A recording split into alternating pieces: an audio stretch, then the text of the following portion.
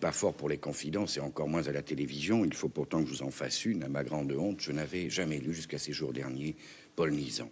Nizan, c'est un jeune homme en colère contre toutes les mutilations que le monde dans lequel il vit, et je ne vois pas pourquoi il serait dans notre avis aujourd'hui, lui impose. Il est en colère contre les philosophes dont il a suivi à l'école normale ou à la Sorbonne les cours, les philosophes qui parlent de l'homme avec un grand H, mais qui ne parlent et qui n'ont jamais parlé des hommes avec un petit H, des hommes qui meurent de faim, qui meurent assassinés dans les guerres ou tabassés tout simplement dans tous les commissariats de police du monde. Il est en colère contre les grands écrivains bourgeois libéraux de son temps. Je n'ai pas besoin de citer des noms. Les grands écrivains qui s'attardent si longuement à contempler chaque repli et chaque mouvement de leur âme qu'ils ont toujours 20 ans de trop au moment où il faudrait pouvoir dire aux jeunes qui le leur demandent qu'il faut agir et comment agir. Et Nizan, eh bien, c'est quelqu'un qui est là pour réveiller. C'est pour ça que je vous conseille de le lire. Et peut-être que vous me direz, ce jeune homme que vous nous avez présenté, pourquoi est-il si désagréable avec nous? Eh bien, c'est parce qu'il est désagréable qu'il faut le lire. Des écrivains bien élevés, nous n'en manquons pas. Mais ce qu'il nous faut, ce qui nous manque, ce sont des écrivains désagréables. Nous avons demandé au ministre de l'Information, à M. Alain Peyrefitte, de venir inaugurer cette nouvelle formule dont il a pris lui-même l'initiative. Monsieur le ministre, je voudrais vous demander d'expliquer aux téléspectateurs les raisons pour lesquelles vous avez provoqué ces transformations dans le journal. D'abord parce que toutes les formules s'usent. Si on ne veut pas ennuyer, il faut se renouveler. Tenez, par exemple, la première fois qu'on a figuré le Conseil des ministres par des voitures venant s'arrêter dans la cour de l'Élysée, c'était nouveau. Mais depuis 10 ans qu'on répète ce festival de portières de voitures ouvertes ou fermées, c'est devenu un peu fastidieux. Pour les journalistes d'aujourd'hui, cette édition du journal télévisé du 20 avril 1963 est le symbole d'une période particulièrement sombre. Télévision depuis 1972, j'ai vu une certaine forme de censure qui ne disait pas son nom, j'ai vu l'autocensure qui ne disait pas son nom non plus, et j'ai vu monter petit à petit, avec l'arrivée de François Mitterrand au pouvoir, mais surtout avec la cohabitation, une liberté totale sur laquelle on n'est jamais revenu. Le pouvoir politique était obligé, pour être cru, d'ouvrir. On n'est plus du tout au temps où Alain Peyrefitte avait un téléphone direct avec tous les bureaux de l'ORTF. On n'est plus du tout là. On est bien, on a beaucoup progressé quand même, il faut le dire. La télévision a pris des couleurs. Le nombre de chaînes s'est multiplié. Pour la plupart des journalistes, l'information repose aujourd'hui sur 3 piliers. Indépendance, objectivité et pluralisme. Et ces 3 valeurs seraient les garants du rôle démocratique que jouent les médias dans notre société. Devrions-nous, comme Paul Nizan, être en colère contre les chiens de garde? Ces journalistes, éditorialistes, hommes de médias, qui ont remplacé les philosophes et les écrivains des années 30 et qui défendraient le pouvoir en place. Alors nous avons pris des dispositions pour que le journal télévisé devienne un miroir qui se promène sur toutes les routes de France et du monde. Voilà. François-Henri de Véran, pour des ministères, etc. Ce qui est quand même extraordinaire, c'est que c'est le ministre de l'Information qui vient dire et puis qui fait le journal télévisé. Voilà les dispositions que nous avons prises, nous, gouvernement, pour que vous ayez un bon journal télévisé. Ça vous paraît très loin, cette période-là? Ça me paraît antique, antique ou soviétique. C'est beau, ça, antique. Antique ou soviétique. Pour Anne Sinclair et Christine Ockrent, ces 2 vedettes du journalisme, cette page de la préhistoire de leur profession est définitivement tournée. Les invités de Laure Adler sont unanimes. Les liens entre les journalistes et le pouvoir politique sont définitivement tranchés. Leur métier s'exerce aujourd'hui indépendamment de toute influence. Nous sommes allés vérifier à l'Assemblée nationale lors de la remise du prix du livre politique 2009. L'une de ces rares occasions où la crème du journalisme s'oblige à fréquenter le pouvoir politique. J'ai eu le prix contre, entre guillemets, Michel. Ne soyez pas surpris de voir l'ancienne directrice de l'information de la principale chaîne de service public embrasser un ex-ministre de l'Intérieur condamné pour faux et abus de confiance. Elle donne le change. Derrière ces embrassades, ces sourires de convenance, les journalistes sont en embuscade. Les représentants du quatrième pouvoir savent bien que l'indépendance est une lutte de chaque instant. À l'image de Raphaël Baquet, les journalistes d'aujourd'hui ne ménagent personne. Récompensé ici pour son enquête sur les premiers ministres de la Ve République, son analyse est sans concession. Je ne sais pas dans quel autre pays on pourrait trouver comme ça 12 responsables politiques de si bon niveau, qui sachent aussi bien raconter et analyser ce qu'est le pouvoir. C'est quand même aussi réconfortant pour la France, qui reste le grand pays de la politique. Vous tous qui êtes habitué à faire face à des attaques aussi cinglantes, le président de l'Assemblée nationale, Bernard Accoyer, s'est parfaitement contre-attaqué. Je suis heureux de pouvoir dire combien nous apprécions qu'ils déploient leur intelligence, leur jugement, eux qui sont les plus grandes plumes, les plus grandes voix de la presse politique française, et qu'ils le fassent ici. Oui, Bernard Accoyer sait très bien que ses invités ne sont pas ses alliés. À l'exemple de Laurent Geoffrin, directeur de l'un des principaux journaux d'opposition, qui justement a fait de la distance avec les hommes politiques un argument de vente de son journal.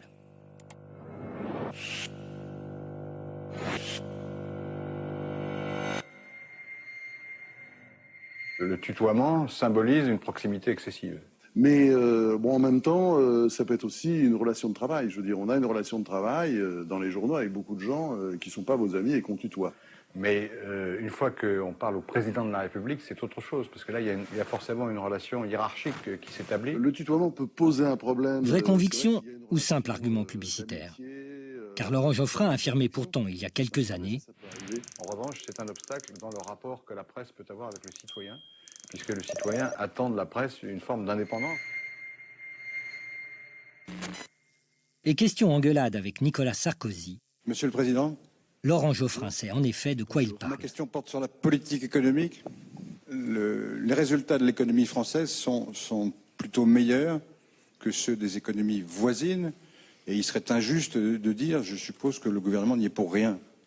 Donc il y a des résultats plutôt meilleurs. La question est la suivante, c'est que... Je commence bien ma semaine, monsieur Geoffrin. Oui, mais... Je suis venu pour vous réconforter. J'attends la suite, mais compte tenu de ce Attendez la suite. Compte tenu de ce que vous venez de dire, vous allez, libérez-vous, parce que franchement, là, c'est... Non, mais on essaye de s'attacher aux faits, même quand ils vous sont favorables. Et... C'est pas trop douloureux, docteur? Non, ça va. Cela fait de nombreuses années que le directeur de Libération bouscule sans ménagement les chefs d'État, cultivant un style sans concession, à la limite de l'impertinence. Monsieur Chirac, je vais vous poser une question que vous allez juger, j'imagine, désagréable. Enfin bon, les journalistes ne sont pas toujours obligés de poser des questions qui plaisent au candidat. Absolument. Il y a eu une polémique qui a été déclenchée à la suite de la publication d'un article dans le Canard enchaîné. Et cet article avait trait à un appartement que vous louez, que votre famille loue dans le 7e arrondissement, pour être précis. C'est vous, rue du Bac. Et alors, on vous a reproché, d'une certaine manière, de bénéficier d'une opération immobilière qui vous permet de payer un loyer avantageux, eu égard aux facilités que comporte cet appartement, à sa nature immobilière. Alors, vous avez répondu que tout ça était légal et donc il n'y avait pas d'irrégularité. Personne ne nous a contredit sur ce point. Mais est-ce que c'est pas quand même un peu ennuyé pour des questions d'image, parce que ça risque quand même de vous donner un peu l'image de quelqu'un qui bénéficie, même s'il est parfaitement honnête, et tout le monde le pense, mais qui bénéficie avec d'autres, mais comme d'autres, d'un certain nombre de privilèges qui sont fermés aux citoyens normaux, puisque apparemment le loyer en question est quand même très avantageux par rapport à l'appartement. Votre question, monsieur Geoffrin, ne me choque pas du tout. Et ça fait partie de la 1 minute et 2 secondes pour poser une question. Jacques Chirac est KO debout. Électoral, je n'aurais pas répondu. Je suis toujours très admiratif et très reconnaissant. Nous vous sommes reconnaissants, mesdames et messieurs, qui faites vivre la presse politique française, qui forgez en quelque sorte l'opinion de nos compatriotes. Je veux vous dire à tous et à tous un immense merci. Vous participez incontestablement à la vitalité de notre démocratie. Les journalistes dont il est question ici, ce ne sont pas des pigistes ou des intermittents ordinaires, ce sont vraiment les vedettes de la profession, c'est-à-dire à la fois ceux qui mettent en forme l'information et ceux qui formatent les débats politiques et économiques en France. Or, si on s'intéresse à ces journalistes vedettes, ils sont en fait assez peu différents des politiques, mais aussi des patrons avec lesquels ils partagent de nombreux traits sociaux communs. Alors ça veut dire quoi ? D'abord, ça veut dire qu'ils viennent des mêmes milieux sociaux. Si on regarde les journalistes connus en France, on aura beaucoup de mal à trouver un fils d'ouvrier, un fils d'employé ou un fils d'agriculteur parmi eux. En revanche, des enfants de médecins, on en trouvera beaucoup, des enfants de diplomates, voire des enfants d'industriels. Alors ce sont des gens qui viennent de milieux semblables, ce qui permet une certaine familiarité entre eux, et puis ce sont aussi des gens qui ont suivi les mêmes formations. Quand on pense aux journalistes, on imagine souvent journalisme égale école de journalisme. Mais en réalité, si on pense à Ockrent, Pujadas ou El Kabbach, ce sont tous des gens qui sont passés par Sciences Po. Si on pense à Claire Chazal ou à Emmanuel Chin, ce sont des gens qui sortent d'HEC. Bref, ces journalistes vedettes ne sont pas des journalistes ordinaires et ils sont assez proches des politiques et des patrons qu'ils interviewent.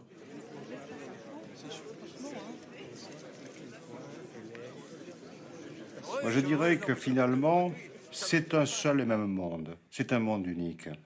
C'est un peu comme si dans une famille, certains avaient décidé de faire politique, d'autres faire économie et les troisièmes journalisme. On a souvent ce sentiment. Ces gens partagent le même mode de vie, les mêmes valeurs, les mêmes amitiés. Ils vont dans les mêmes hôtels, ils passent les vacances dans les mêmes lieux. C'est une famille, réellement.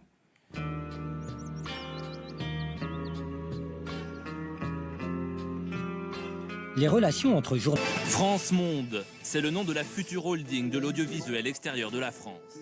Cette superstructure regroupera France 24, créée il y a un an, TV5 Monde, la chaîne francophone, et Radio France Internationale. Alain de Pouzillac, le patron de France 24, ici au centre, présidera cette holding. Christine Ockrent sera nommée numéro 2. Alain de Pouzillac est nommé par le chef de l'État. Il aura pour directrice générale, elle aussi nommée par l'Élysée, Christine Ockrent. 40 ans après Alain Peyrefitte, l'indépendance des journalistes a fait d'énormes progrès. Un ministre n'a plus à s'inviter au journal télévisé pour vanter la politique de son gouvernement. C'est sa femme qui le fait pour lui tous les jours. Ça me paraît antique ou soviétique. C'est beau, ça de l'antique. Moi, Claire Chazal, que l'argent et la politique doivent être séparés. Je pense que l'un ne doit pas avoir base sur l'autre, notamment lorsque ces puissances économiques détiennent de très grands médias. Ce journal de 20 heures est un véritable événement. Pour la première fois depuis la privatisation de TF1, un élu de premier plan attaque en direct l'indépendance de la chaîne. Et ce n'est pas la connivence entre journalistes et pouvoir politique que François Bayrou dénonce, mais la dépendance des principaux médias français au pouvoir économique. Je puis vous assurer qu'il y a un problème républicain dès l'instant que de très gros intérêts financiers, industriels, sont liés à de très gros intérêts médiatiques et sont en liaison intime avec l'État. Face à un membre de la majorité politique qui a privatisé sa chaîne en 1987, Claire Chazal hausse le ton. Il n'est pas question pour la star du journal de TF1 de laisser ternir la réputation du groupe Bouygues, son employeur. Et puis après tout, elle n'est pas la seule journaliste à travailler pour un grand groupe industriel. Prenons un exemple, sur une chaîne du service public cette fois. Ce jour-là, c'est la rencontre entre deux autres grandes stars du paysage médiatique. La majorité des Français n'a pas connu le divertissement sans l'un et l'information sans l'autre. Ce jour-là, Michel Drucker, ancien et futur employé du groupe Lagardère, consacre son émission à Jean-Pierre Elkabbach, ancien et actuel employé du groupe Lagardère. Et qui décident-ils tous les deux d'inviter ? Arnaud Lagardère, leur patron. Arnaud, je vous remercie infiniment parce qu'on vous voit très très peu. Vous êtes un homme discret qui ne se montre jamais. Vous dites que ce n'est pas mon rôle d'être devant les caméras. Absolument. Vous êtes venu par amitié pour Jean-Pierre, qui a été le conseiller de votre père et que vous avez connu du temps de votre père. Un petit mot quand même. Ce que représente le groupe Lagardère, qui est une entreprise leader dans le monde des médias de la haute technologie, parce que le public ne le sait pas, mais il a pratiquement affaire quotidiennement au groupe, qu'il lise un livre, qu'il lise une revue de télévision, qu'il écoute la radio, qu'il prenne un avion. Je vous remercie, ça va être bien repris dans le Canard enchaîné. C'est pas un peu ça? C'est un peu ça, mais il ne faut pas trop le dire. Non, très sérieusement. C'est d'abord une fantastique aventure humaine. Hein. C'est à peu près 250 000 personnes dans le monde. Arnaud Lagardère a raison de taper sur les doigts de Michel Drucker. Le groupe qu'il dirige est une fantastique aventure humaine. Et certainement pas un monopole qui envahirait nos vies. Pour le prouver, nous allons démontrer qu'il est parfaitement possible de passer une journée sans le groupe Lagardère.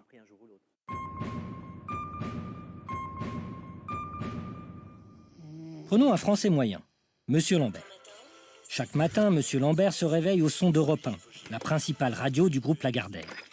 Mais il peut très bien choisir d'écouter Radio Classique, la radio du groupe LVMH. Sur le chemin du travail, Monsieur Lambert peut acheter son journal dans l'un des 1000 points de vente du groupe Lagardère. Mais il peut aussi préférer un gratuit du groupe Bolloré.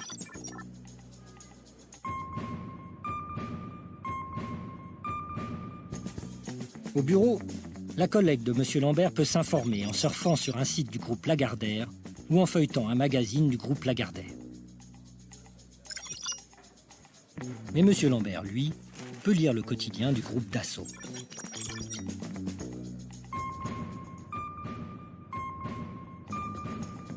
En rentrant chez lui, M. Lambert peut acheter l'un des 20 magazines du groupe Lagardère. Mais il peut très bien choisir un magazine du groupe Pinault Printemps La Redoute.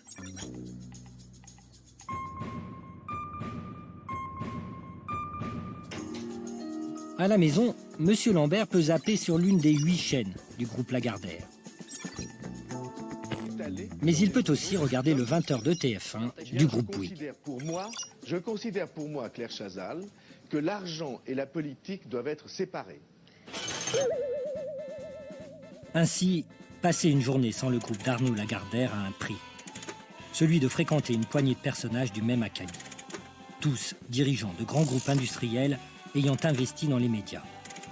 Pour ces groupes, tous liés à des marchés publics, vendre de l'information a un double intérêt. Disposer d'un levier politique évident et faire des profits.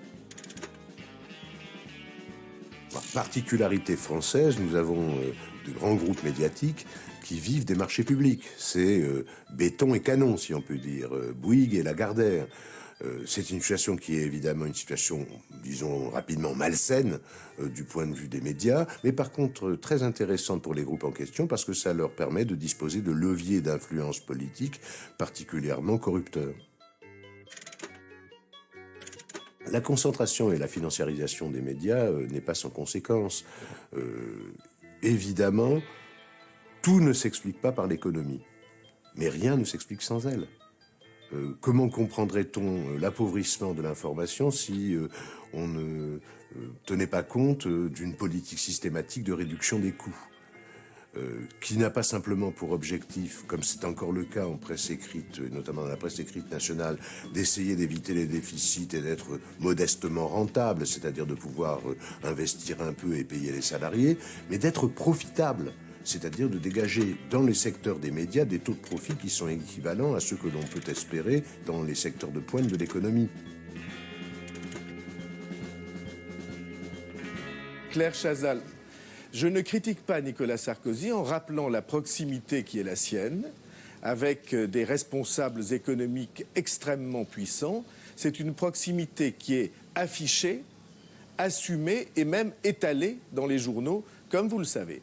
Le candidat François Bayrou avait quelques raisons de se plaindre de l'amitié des grands industriels propriétaires de médias avec le candidat Nicolas Sarkozy.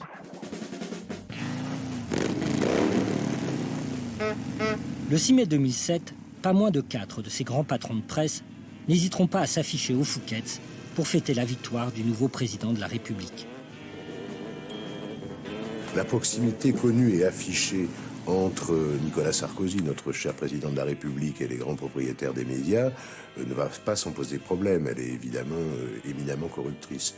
Mais ce serait peut-être une erreur de s'arrêter aux amitiés, à la fréquentation du yacht de Bolloré, au copinage en tout genre, parce que ce copinage repose avant tout sur la convergence des options idéologiques et politiques. C'est parce qu'ils sont d'accord sur le fond de la société qu'ils veulent construire, sur les intérêts économiques à défendre, que les amitiés peuvent être relativement efficaces. Moi, je crois que les intérêts des gens qui dirigent de fait ce pays sont largement au-delà de la seule personne Sarkozy. Sarkozy ne tient qu'autant qu'aujourd'hui, il peut apparaître comme celui qui va garantir au maximum les intérêts financiers, les intérêts idéologiques des dominants. Mais si demain, pour une telle ou telle raison, il apparaît comme plutôt gênant, ces gens changeront de cheval comme ils changent de chemise, il n'y a pas de problème. Et croyez-moi, l'intérêt, c'est qu'il y a des candidats à droite, bien entendu, mais il y en a aussi beaucoup à gauche.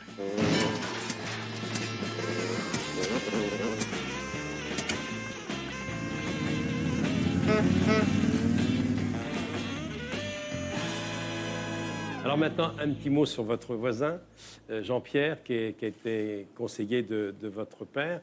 Vous l'écoutez tous les matins, Jean-Pierre? Non seulement je l'écoute, mais parfois je le vois le matin. Vous venez de temps en temps lire bonjour. Ce qui est un spectacle aussi en soi. Oui, il vient à 8h moins quart moins 10, puis après on bavarde, etc. Puis après on bavarde, etc.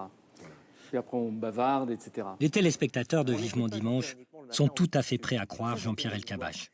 Quand le grand patron d'un groupe de 250 000 employés passe le matin à la radio dont il est le propriétaire, c'est pour bavarder, et en aucun cas pour donner des directives. Jean-Pierre Elkabbach et Michel Drucker tiennent à l'affirmer. Pour les grands industriels qui les emploient, l'indépendance des journalistes est quelque chose de sacré. L'indépendance, je retrouve chez lui avec en plus ses qualités. Sans faire de baratin parce que tu es là, toi c'est vrai que tu t'es imposé comme avec une métamorphose soudaine, presque sous mes yeux, en un grand manager européen. Et ce qui est extraordinaire, parce que je l'ai vu moi 2-3 fois dans des négociations, je peux le dire, il est concentré, il est immobile, on se demande s'il est ailleurs, il est patient, et à un moment où on s'attend le moins, il fonce, il a l'initiative stratégique de mouvement. Et en plus, il peut même surprendre en changeant cette stratégie. Je le dis à ceux qui vont négocier avec lui. Donc, voilà, non, il ne faut pas leur dire ça. J'ai bien fait de venir, Michel, j'ai bien fait de venir. C'est bien qu'ils viennent le matin parce que... En effet, Arnaud Lagardère a bien fait de venir. Et il faut au moins le talent d'un grand journaliste pour déclamer pareil éloge de son patron. Il a l'initiative stratégique de mouvement. Et en plus, il peut même surprendre en changeant cette stratégie.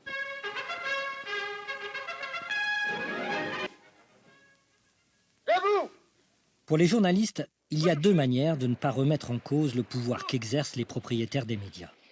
Ils peuvent le nier tout simplement, comme le font Jean-Pierre Elkabbach et bien d'autres, ou bien affirmer qu'il est normal, voire naturel, que ce pouvoir s'exerce. Retrouvons nos deux éditorialistes de renom. Écoutons ce qu'ils ont à dire sur cette question. Est-ce que vous avez l'impression que la presse Lagardère est une presse aux ordres, soumise aux intérêts économiques, soumise aux marchands d'armes? Non, il faudrait voir selon les titres et selon les parties de l'Empire Lagardère, mais il y a toujours une puissance diffuse, quoi. Il y a des gens qui sont tellement puissants qu'ils n'ont même pas besoin de parler, et ça ne les prive pas de toute influence sur l'orientation, évidemment. Quand on crée un journal, on va pas tout d'un coup donner les clés à une équipe de journalistes qu'on a recrutés pour les besoins de la cause. Il est logique que le propriétaire fixe une orientation. On vous a parfois censuré. Par exemple, un article est prêt. Avez-vous reçu un coup de téléphone de Robert Herson vous disant « Non, il n'est pas question qu'on fasse cet article-là. Il n'est pas question que l'on titre de cette manière-là. » Écoutez, ce sont des choses qui arrivent dans tous les journaux. Et ça me paraît tout à fait normal. Je pense que tout propriétaire a des droits sur son journal. D'une certaine manière, il a, lui, le pouvoir. Vous parlez de mon pouvoir. Enfin, mon pouvoir, excusez-moi, c'est une vaste rigolade. Disons le pouvoir du journaliste, oui, disons la responsabilité. Enfin, le pouvoir des journalistes. Il y a des vrais pouvoirs. Les vrais pouvoirs stables, c'est le pouvoir du capital. Bon, ça, c'est le vrai pouvoir. Mais il est tout à fait normal que le pouvoir s'exerce. C'est une accusation extrêmement violente qu'il faudrait, j'allais dire, étayer par des choses concrètes. L'amitié. Serge Chazal a raison. Choisissons un exemple concret, mais pas n'importe lequel. Un événement important qui engagerait la sécurité des citoyens et l'avenir du pays.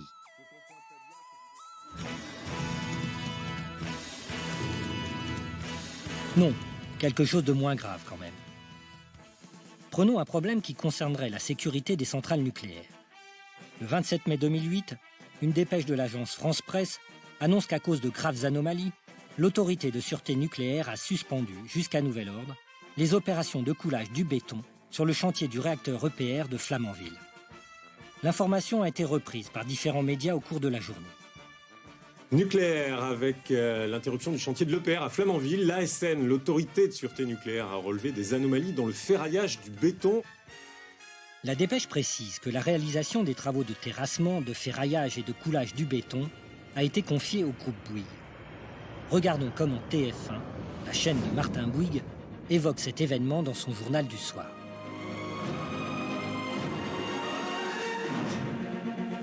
Mesdames, Messieurs, bonsoir. Voici les titres de l'actualité de ce mardi. Le chef de l'État à Rungis ce matin pour saluer, dit-il, la France qui se lève tôt et ne demande qu'à vivre des fruits de son travail. 2 heures plus tard, il annonce... Ce jour-là, les 7 millions de téléspectateurs de TF1 ne sauront rien des problèmes de béton sur le chantier du réacteur EPR. Regardons le lendemain.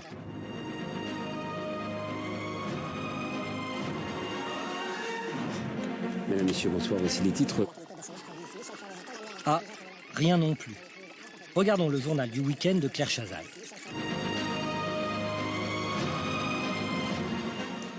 Madame, Monsieur, bonsoir. Dans l'actualité de ce vendredi, la suite des intempéries. Claire Chazal, elle non plus, ne pipera mot des déboires de son employeur sur le chantier de Flamanville. Il est vrai que le nucléaire est devenu depuis quelques années une priorité industrielle stratégique pour le groupe de Martin Bouygues. Il y a des vrais pouvoirs. Les vrais pouvoirs stables, c'est le pouvoir du capital. Bon, ça, c'est le vrai pouvoir. Et il est tout à fait normal que le pouvoir s'exerce. Il est tout à fait normal que le pouvoir s'exerce. Et pour qu'il s'exerce encore plus simplement, il existe à Paris un lieu où la fine fleur des médias vient dîner tous les derniers mercredis de chaque mois avec le gratin du pouvoir politique et celui de l'argent. Le Siècle est un club privé dont les membres sont recrutés par cooptation au sein de l'élite française. Patrons, hauts fonctionnaires, journalistes, intellectuels, hommes politiques, chacun y observe une règle d'or. Rien de ce qui se dit à l'intérieur ne doit être répété à l'extérieur. À l'abri des regards indiscrets et en toute indépendance, les stars des médias apprennent les mœurs du pouvoir et tendent l'oreille à leurs préoccupations.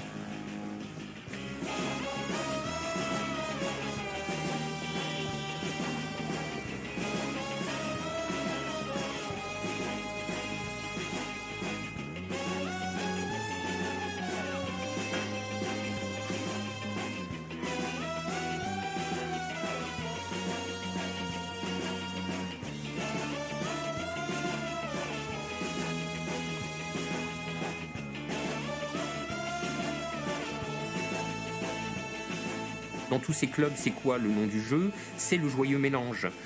Journalistes, faux intellectuels, demi-économistes, économistes complets, hauts fonctionnaires, hommes politiques, hommes d'entreprise, patrons, bien sûr. Et tout ce petit monde est comme poisson dans l'eau et copain comme cochon.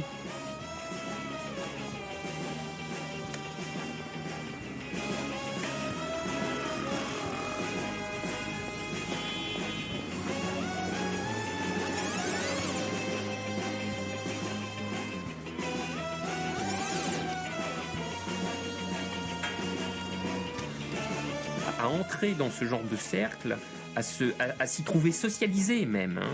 Il y a des, comment dirais-je, il y a des pertes de liberté de parole, il y a des pertes de sens critique, c'est-à-dire des effets de normalisation, d'adaptation, d'ajustement, d'autocensure, parce que très rapidement, tu vois, t'as pas besoin d'être briefé.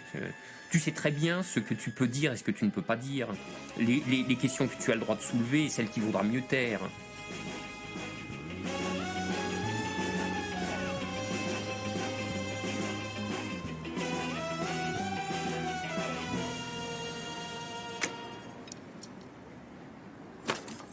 Faire partie du siècle, c'est avoir montré qu'on était capable de s'intégrer dans la classe dominante française. Et une fois qu'on en est membre, il faut bien au minimum respecter les intérêts de cette classe et à minimum ne pas aller contre ce qui serait ses intérêts politiques et économiques évidents. Pas assez nos entreprises. C'est que tous les publics qui sont concernés n'ont pas assez le goût, la curiosité, l'amour de l'entreprise. Mais c'est aussi parce que les entrepreneurs s'expriment trop peu.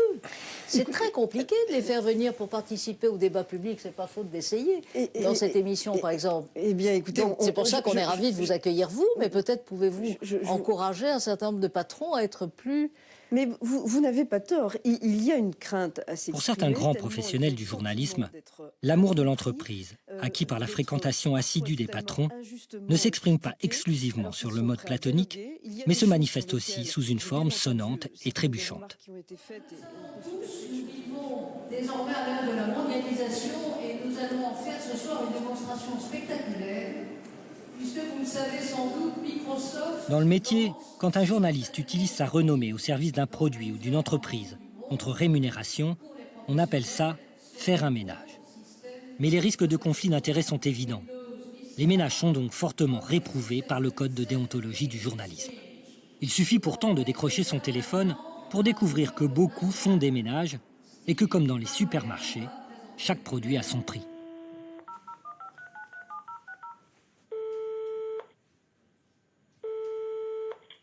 Imaginons par exemple un monsieur Lambert. Bonjour. Monsieur Lambert, à l'appareil de la directeur d'une société, disons, KTP Finance. C'est la première fois que je fais appel à vos services. Et si ce monsieur Lambert prenait contact avec une agence spécialisée pour s'offrir les services d'un journaliste connu? Quelque chose pour les féliciter un petit peu pour leurs résultats. Et j'aurais bien aimé un journaliste pour faire une émission. Voyons un peu comment se passeraient les choses. Voilà, donc je voudrais quelque chose de bien. On a un petit budget quand même. Je voudrais un bon rapport qualité-prix, quoi. Vous avez quoi comme budget? On aimerait que ça reste autour de 15 000 €. Ah oui, d'accord, un bon budget. C'est un bon budget, ça? Ah bah oui. En fait, si vous voulez, on a énormément de journalistes avec lesquels on travaille, donc on a tous les prix. Ah bon? Et après, c'est plutôt à vous de me dire un peu quel genre de journaliste vous voulez. Moi j'aimerais bien PPDA, Christine O'Krent. Christine O'Krent, elle fait plus du tout ce genre de choses, elle se fait déjà assez taper sur les doigts. Elle faisait, mais elle fait plus, c'est ça? Ouais, elle fait plus, elle fait prendre entre guillemets, donc elle n'en fait plus. Mais Guillaume Durand, par exemple, le fait. Lui, c'est combien, par exemple? Ça va être dans les 17 ou 18. PPDA? Là, il est au-dessus, ça doit être dans les 25 000. Hein. Mais par exemple, Pujadas ou bien Guillaume Durand, tout ça, c'est possible? Alors, Pujadas, non. En gros, faut oublier les gens qui présentent les journaux. Ah bon? Parce qu'ils sont beaucoup trop exposés et donc ils ne le font pas. Par contre, Guillaume Durand... Pourquoi ils le font pas? Exposés à quoi? Parce que ça va être payé pour aller faire la convention, dans les de prix que vous voulez, et d'être payé par des entreprises. C'est quelque chose, ils vont pas le crier sur tous les toits. Ah bon? Non, c'est très hypocrite, hein. C'est mal vu d'autres journalistes, alors que tout... on va dire la moitié des journalistes le font. C'est la direction estime qu'ils n'ont pas à se servir de la notoriété qu'ils ont souvent acquis grâce aux médias, et que du coup, ils servent de ça pour faire de l'argent en dehors. Vous n'avez pas de liste, j'imagine, des journalistes qu'on peut choisir? Ou vous en avez une? On n'a pas, pardon, j'ai pas compris. Une liste comme ça me permettrait de choisir? Non, ça on fait pas parce qu'on a beaucoup trop peur. En plus, comme je vous dis, c'est... Monsieur Lambert insiste. D'accord. Et il obtient bientôt la liste qu'il demande. Il croule très vite sous les CV des journalistes disposés à faire des ménages. Des CV complets, où figure le tarif du journaliste et le nom des entreprises qui se sont montrées satisfaites de ses prestations.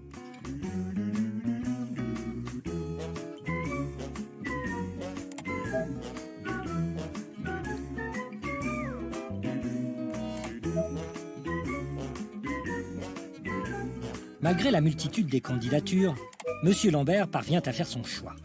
Isabelle Giordano. Par chance, elle est tout à fait dans son budget. Mais cette journaliste, spécialisée dans la défense des consommateurs sur France Inter, saura-t-elle vraiment se mettre au service de l'esprit d'entreprise qu'il souhaite promouvoir chez ses salariés? La réponse ne se fait pas attendre. Isabelle Giordano sait faire la part des choses. Elle est vraiment pro. Tellement pro qu'elle n'hésite pas à faire un ménage pour la société de crédit à la consommation Sofinco et à inviter le directeur de la communication de cette société dans son émission de défense des consommateurs, Service public, sur France Inter. La différence, c'est l'indépendance. La différence, c'est la vigilance. bourgeoise dit toujours au peuple, croyez-moi sur parole, ce que je vous annonce est vrai. Tous les penseurs que je nourris ont travaillé pour vous. Vous n'êtes pas en état de repenser toutes leurs difficultés, de repasser par tous leurs chemins. Mais vous pouvez croire les résultats de ces hommes désintéressés et purs. De ces hommes marqués d'un grand signe. De ces hommes qui détiennent, à l'écart des hommes du commun pour qui ils travaillent, les secrets de la vérité et de la justice.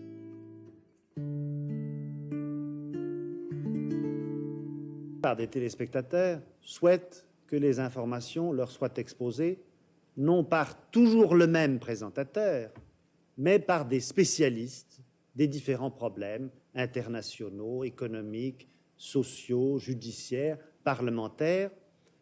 C'est pourquoi le présentateur sera transformé en une sorte de meneur de jeu qui devra s'effacer pour laisser la place soit aux images, soit aux meilleurs spécialistes d'une question.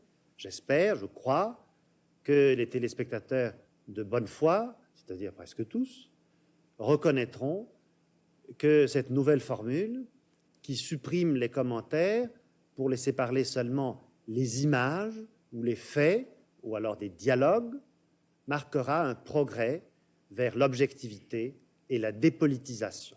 Voulez-vous dire par là, M. Perfit, que le journal Le rêve d'Alain Perfit est devenu réalité. Ce spécialiste qu'il décrit, garant de l'objectivité et de la dépolitisation de l'information, est aujourd'hui l'invité permanent des plateaux de télévision, des émissions de radio et des colonnes de journaux. On l'appelle l'expert. Économiste, sociologue, politologue, intellectuel, ces titres universitaires donnent à ses affirmations le brillant de la science. Mais le cénacle des experts est très restreint. Tous médias confondus, ils sont à peine une trentaine. D'une émission à l'autre, ils se croisent, se remplacent, se retrouvent, se succèdent pour répondre à toutes les questions que les journalistes aimeraient que nous nous posions. Alors avec nous ce soir, un économiste expert français qui connaît bien ces problèmes. Vous publiez à la main qu'un... Qu'est-ce qu'on peut dire, Christian, de 2008 ? Bon, d'abord que c'est intéressant. On est un peu décroché sur les jeunes et sur les gens de plus de 50 ans. Monsieur Lorenzi. La question est claire, nette. Jean-Henri Lorenzi. Sur le diagnostic, je suis stupéfait qu'on puisse ne pas être d'accord. Vous, Nicolas Bavret, est-ce que j'ai envie de poser la première question ? Aussi Nicolas Bavret, historien et économiste. Et enfin, Jacques Attali, président de Planète Finance. Donc, bonjour Jacques Attali, il est 17h47. Je pense vraiment qu'il faut replacer tout ça dans le contexte de l'évolution mondiale. Alors, où on décide. À vos côtés, Elie Cohen, bonjour. Merci d'avoir accepté notre invitation. Vous êtes maître de recherche au CNRS. Est économiste, directeur de recherche au CNRS, vous enseignez à Sciences Po. Enfin, Michel Godet est professeur d'économie au CNAM, le Conservatoire national des arts et métiers. Arrêtons-nous un peu sur l'un de ces experts. Pas plus intelligent que les autres, mais pas moins non plus. Pas plus connu, mais pas moins non plus. Comme les autres, il est invité plusieurs fois par mois à donner son avis d'un talk-show à une matinale radiophonique, en passant par une tribune dans un grand quotidien. Cet expert ordinaire s'appelle Michel Godet. Et sans vraiment s'en apercevoir, les Français ont tous un peu grandi avec lui. Dans un monde qui change, il faut changer aussi les règles du jeu. Et c'est un facteur de crise. Si on veut essayer de continuer avec nos règles du jeu social, nos conventions collectives, nos habitudes, nos petites habitudes, entre guillemets, dans ce monde qui a changé, il faut accepter éventuellement de reconsidérer qu'on sera libre le mercredi, mais qu'il faudra peut-être travailler le samedi. On veut rentrer dans l'avenir avec des conventions collectives qui ont été écrites en 1945, voire en 1909, quand il s'agit du statut des cheminots. Donc je crois que dans ce monde qui change, il faut aussi changer nos règlements. Ce qui compte, c'est le nombre d'heures travaillées au long de sa vie. Et par combien de personnes ? C'est la quantité de travail. Bon, or en France, si on continue à avoir si peu de gens qui travaillent moins qu'ailleurs, on cumule tout et qui partent plus tôt, le compte n'y est pas. Et dans la plupart des autres pays, les pays où le taux de chômage est plus faible qu'en France, c'est des pays où il y a plus de gens au boulot et où les gens travaillent plus longtemps. Comme je l'ai dit, moi, dans mon jargon simple, c'est pas en ramant moins qu'on avance plus vite. Il faut travailler plus tôt, il faut travailler plus tard, à temps partiel, et un peu plus de souplesse et de pluralisme dans tout ça. C'est un système monolithique, tout le monde marche au pas, et je crois que c'est ça qu'il faut casser. Donc on n'a pas assez de gens au boulot, notamment parmi les jeunes et les plus anciens qu'on met à la casse. Et en plus, chez nous, ils ne travaillent pas assez. C'est l'activité qui crée l'emploi. Au fil des ans, cette détermination infatigable à répéter aux Français qu'il faut travailler plus a surtout permis à notre expert ordinaire de gagner plus. Son omniprésence médiatique lui a apporté une publicité suffisante qui lui permet aujourd'hui de facturer généreusement ses conférences auprès des entreprises et des institutions. On m'a présenté de façon un petit peu, comment dirais-je, à la fois élogieuse mais aussi inquiétante. Faisons l'hypothèse d'une conférence par mois, soit 78 000 € par an. Si l'on ajoute son salaire de professeur au Conservatoire national des arts et métiers, environ 48 000 €, sa rémunération en tant qu'administrateur de la multinationale Bongrain, aux alentours de 25 000 €, Michel Godet gagnerait donc environ 150 000 € par an. Bravo Michel. 150 000 €, soit l'équivalent de 10 années de SMIC. J'ai laissé un PDF de ma présentation, comme on dit. Un SMIC qui pour Michel Godet reste pourtant trop élevé. Pour vous, Michel Godet, il faudrait oser envisager quoi, un abaissement du niveau du SMIC? Vous comprenez, la logique est simple. Comme on ne veut pas s'attaquer aux relations privilégiées avec les partenaires sociaux, on ne veut donc pas poser la question du SMIC, qui malheureusement, dans une économie ouverte, comme on l'est, et le sera de plus en plus, est un véritable fossoyeur de l'emploi, puisque le prix international du travail non qualifié, comme on dit chez les spécialistes, ne peut que baisser. Oui, l'objectif des entreprises... Michel Godet est tout à fait représentatif de cette trentaine d'experts omniprésents dans l'espace médiatique. Comme lui, en effet, presque tous siègent au conseil d'administration de grandes entreprises, collaborent avec des banques, conseillent des fonds spéculatifs. Pourtant, ce ne sont jamais ces fonctions-là qui sont mises en avant. Lorsqu'ils sont invités dans les médias, c'est sous leur titre universitaire que les journalistes les présentent. La question, c'est pourquoi les grands médias font-ils le silence sur ces collusions que j'ai appelées les liaisons dangereuses entre un certain nombre d'économistes qu'on invite systématiquement et les milieux d'affaires? Les citoyens, les auditeurs, les téléspectateurs regarderaient tout autrement un brillant économiste universitaire s'ils savaient que cet économiste est largement rétribué par les banques, les compagnies d'assurance et les sociétés privées, comme administrateur, c'est-à-dire au centre de la gestion de ces entreprises. Elie Cohen, bonjour. Merci d'avoir accepté notre invitation. Vous êtes maître de recherche au CNRS, professeur d'économie. Dominique de Villepin, la semaine dernière, enfin cette semaine, a demandé... Je ne vois pas comment on peut prétendre aujourd'hui rester intellectuellement indépendant quand on est totalement inséré dans des réseaux de milieux d'affaires. Je veux dire, aujourd'hui, on considère que si un expert est à la fois membre de l'Agence de la sécurité des aliments et membre du conseil d'administration d'une grande entreprise agroalimentaire, il y a conflit d'intérêts. Et je crois que tout le monde est prêt à admettre ce point de vue. Eh bien, je ne vois pas pourquoi on ne parlerait pas, dans le cas d'économistes rémunérés par des banques, des assurances ou des grandes entreprises pour faire grandir les intérêts, les bénéfices de ces sociétés, pourquoi on ne parlerait pas de conflit d'intérêts? Jean-Hervé Lorenzi, qui est professeur à Paris-Dauphine. Ces gens-là nous disent, nous restons totalement indépendants intellectuellement, mais nous ne pouvons pas les croire. S'il est difficile, en effet, de croire à la neutralité de ces experts, il est en revanche relativement facile de deviner où ils dînent le dernier mercredi de chaque mois.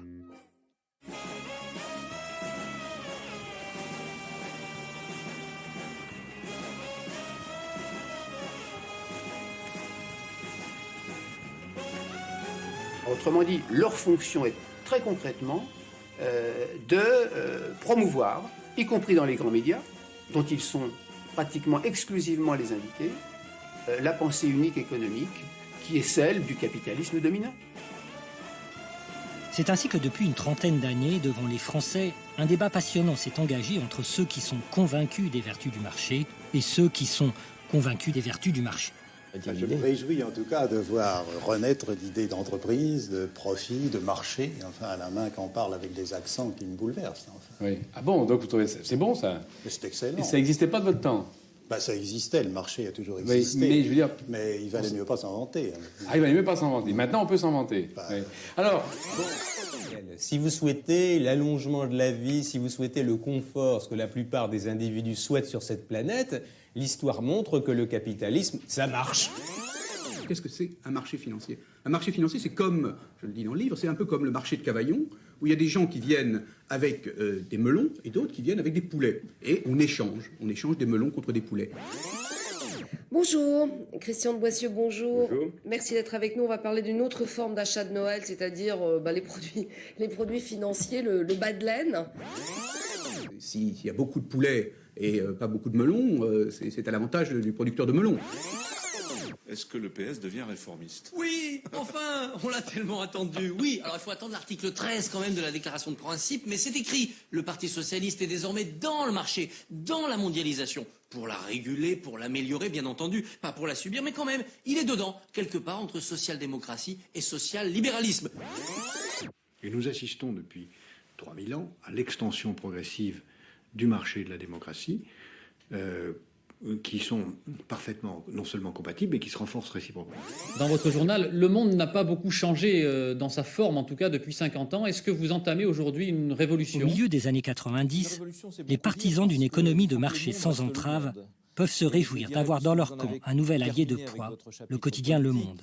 Pris en main par un triumvirat composé de Jean-Marie Colombani, PDG, Edwy Plenel, directeur de la rédaction, et Alain Minc, président du conseil de surveillance, le journal de référence de la presse française, connu pour son indépendance, va ouvrir grand ses colonnes aux experts et aux journalistes qui prêchent les thèses de l'économie néolibérale. Donc le fait que le Monde se rallie aux thèses libérales a forcément des effets sur le champ médiatique dans son ensemble. On dit souvent que c'est le journal de référence. Si le journal de référence défend maintenant les mêmes thèses que Libération défend depuis les années 80, notamment sous l'impulsion de Laurent Geoffrin, et s'il défend les mêmes thèses que défend, on va dire, la gauche du Figaro, on imagine bien qu'on a une forme d'homogénéisation des prises de position dans le domaine économique et corps du libéralisme, point de salut. Mais il se trouve que Le Monde est resté le quotidien de référence et qu'il a continué à faire référence alors même que son discours avait considérablement changé de direction. Bon. Et donc, à partir du moment où ces idées-là sont diffusées et affirmées, revendiquées d'un point de vue, on pourrait une nouvelle sorte de vie économique et sociale. Et ce corps social-là, fondamentalement, il ne voulait pas, quoi. Pour des très bonnes raisons, c'est qu'il avait tout à y perdre. Voilà, donc ça c'est pas difficile.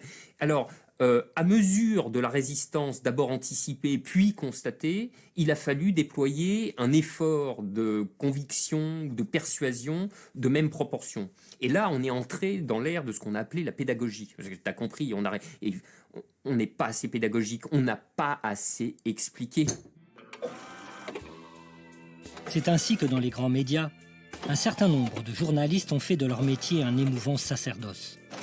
Éduquer le public. Vous laissez le dernier mot ce soir. Ça veut bien dire que ce qu'il faut d'abord, peut-être, dans ce pays, c'est de la pédagogie. Et il faut que les partenaires sociaux, mais aussi les politiques et sans doute aussi les médias, nous nous y employons à notre modeste mesure, expliquent davantage la complexité des choix de notre société. En langage journalistique, expliquer la complexité des choix se résume en fait en une formule assez simple, la nécessité de la réforme. Réforme, un mot désormais sur toutes les lèvres.